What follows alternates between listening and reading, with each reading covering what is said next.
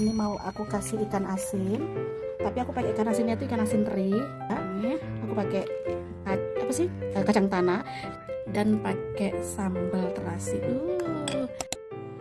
Assalamualaikum. Gimana kabarnya hari ini? Sehat?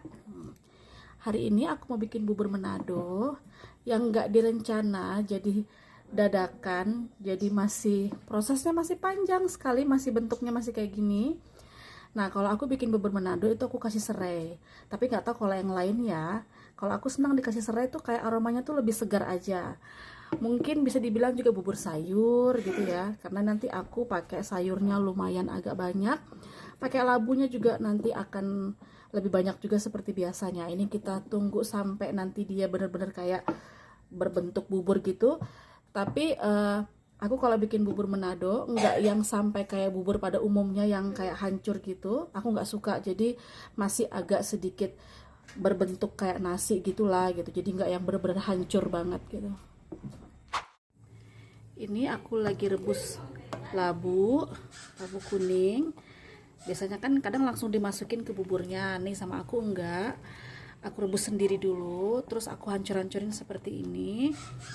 Biar lebih gampang aja sih menurut aku.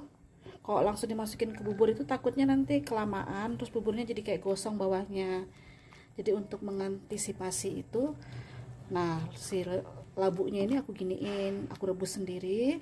Terus kalau sudah sedikit agak mateng, bukan agak sedikit sih, kayak udah lembek gitu, baru dibanyak-banyak seperti ini. Gak usah terlalu hancur. Kayak gini udah cukup kok. Labu yang udah aku halusin tadi, tapi nggak terlalu halus, mau aku masukin aja nih. Masukin semuanya. Habis itu baru kita aduk tuh. Nah, jadi jangan terlalu halus ya untuk labunya. Jadi masih ada tekstur labunya. Ini juga tadi aku pakai jagung, udah aku masukin. Ini kita aduk lagi. Lanjut itu kita masukin kacang panjang. Ini kita masukin aja. Ini tuh apinya aku pakai kecil sekali karena takut gosong.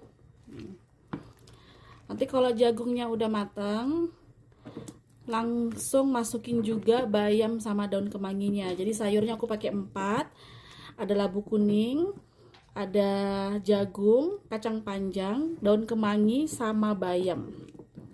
Dan pakai serai juga.